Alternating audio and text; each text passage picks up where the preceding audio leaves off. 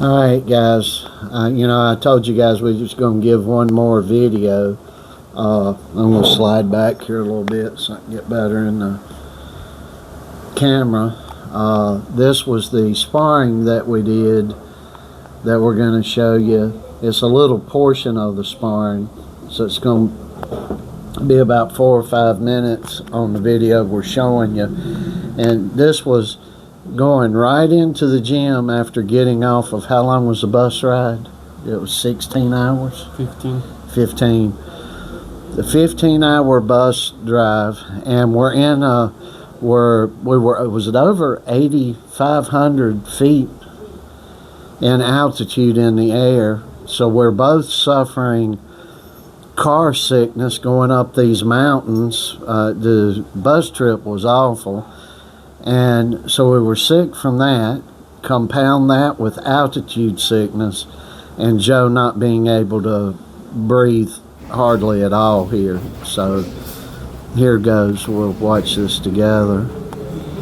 This was probably 8 or 9 rounds in, and we went to 1-minute rounds, and I had Joe just working on defense.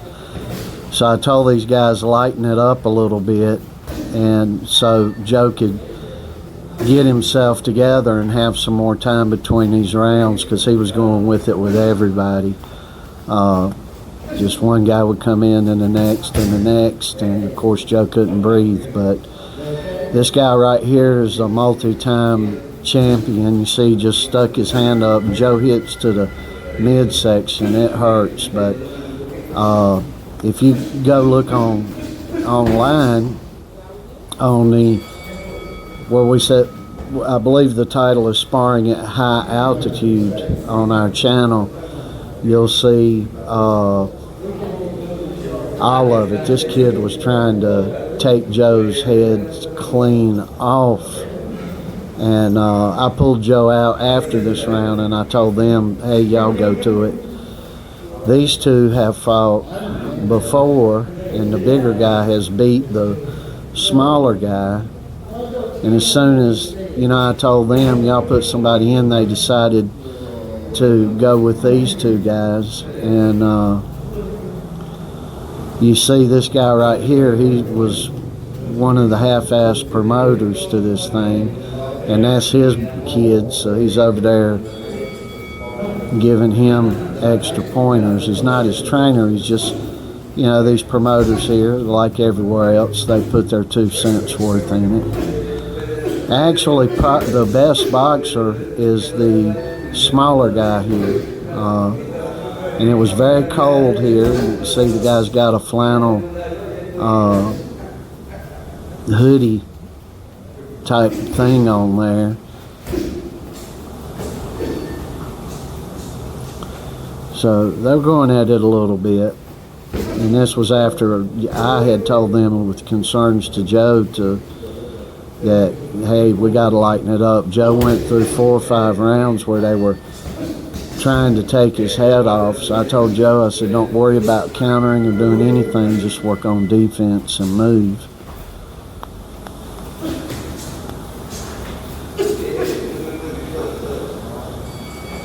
And you see, when you tone the sparring down, you miss a lot of punches because you don't want to knock nobody's head off. And that's what it's all about. So Joe went back in. These guys were, this smaller kid here is around 155.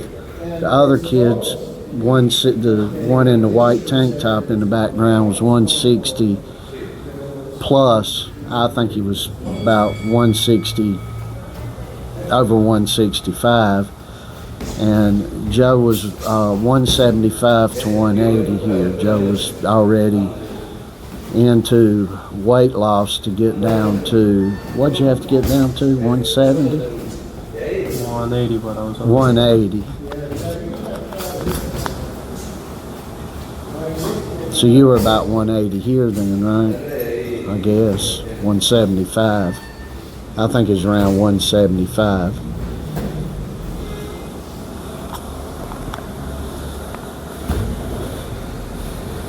And Joe is just, he can't breathe. And this is the adversity in boxing, where you just got to take what's handed to you because and do what you can, because nothing fair to this sport. And at the end of this round, you're going to see this guy tag Joe to the body, and it kind of hurt him because Joe had untensed up there, right there. Joe had untensed up there, and Bells kept going. yeah, I can't express to you. You know, I want to tell you guys this story again. So we go in. The gym owner's about 30-something years old,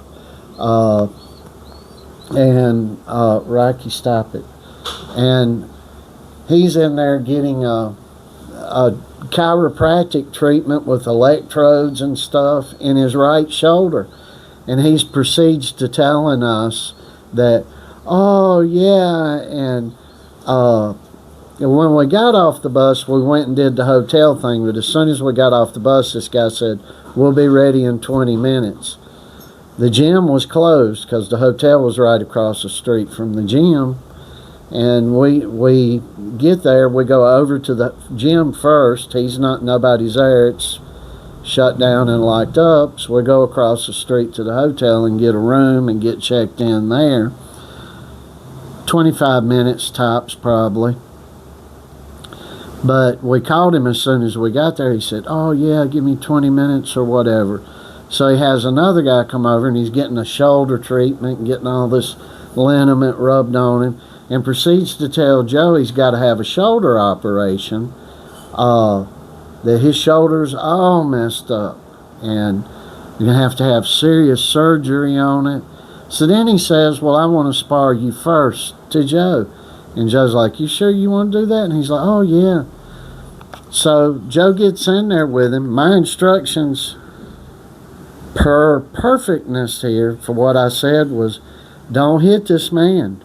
And you can go downstairs lower, but don't hit this man. And for God's sakes, don't hit him on the right side anywhere. Because even if you hit him in the face, you may hit the shoulder if he moves.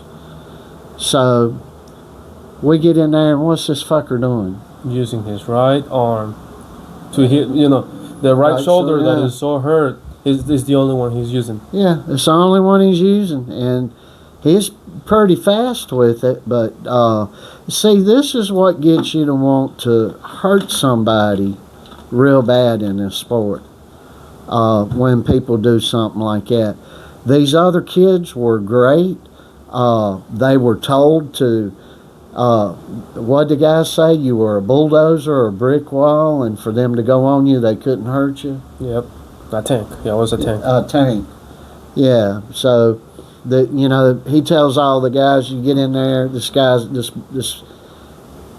kid's a tank, and don't let up. And I told him, I was like, yeah, just get in there and do it. But we discovered quickly we couldn't breathe, and but you can't pull up excuses and go with that stuff. And these little Indians down here, they'll do anywhere in the world. They will do their damn best to trick you and pull you in when it comes to the actual fight or things like that.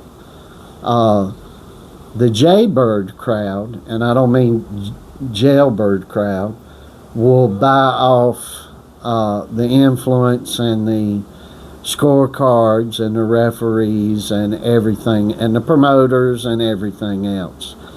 And what you don't know is you think in boxing that half of these stinking promoters are in charge, total charge of these events, and they are not. These stinking promoters are working with gambling houses that are owned by the Jays, the Jaybirds. And I ain't talking about Blue Jays either, as well as jailbirds. And they just make this a bad sport. But these guys all of these guys, every one of them that Joe got in with was a sitting champion in their weight class, and they were really, really good. And that was the good thing that we got out of this. And of course we didn't do, we had the fight, and I had backed out of that. One reason, because couldn't breathe there. Second reason, they wanted to take Joe and put him up there to stay with a guy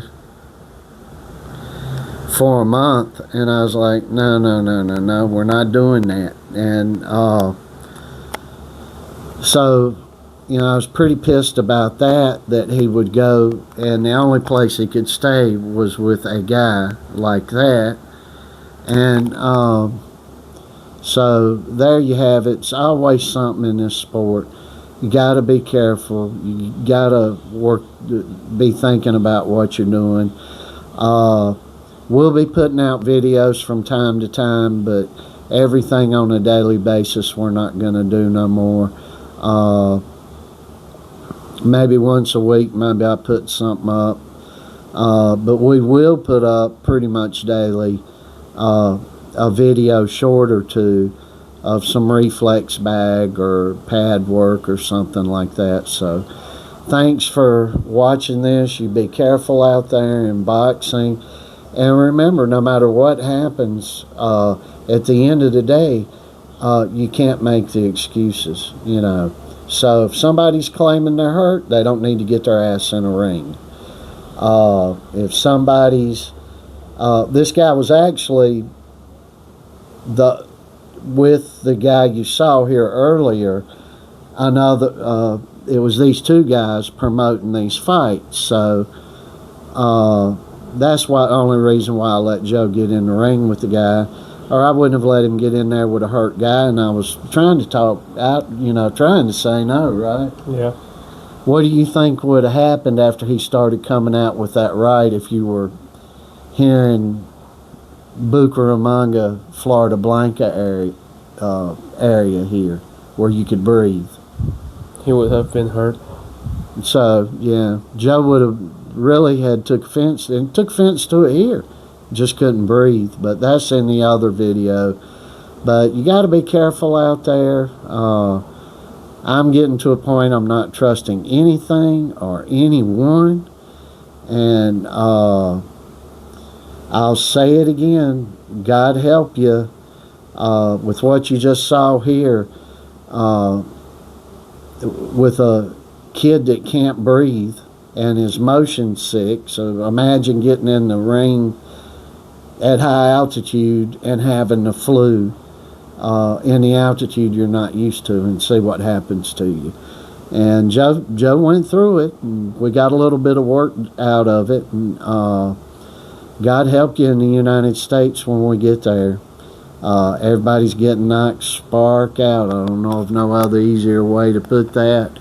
And kind of leaning towards just maybe even going through the Golden Glove system and bypassing Boxing USA. I don't know who the president is today of this thing, but any fuddy-duddy, something I don't like, I'm going to tell Joe we're not doing it. Even if we have to forego an Olympic gold medal, I just say we ain't doing it.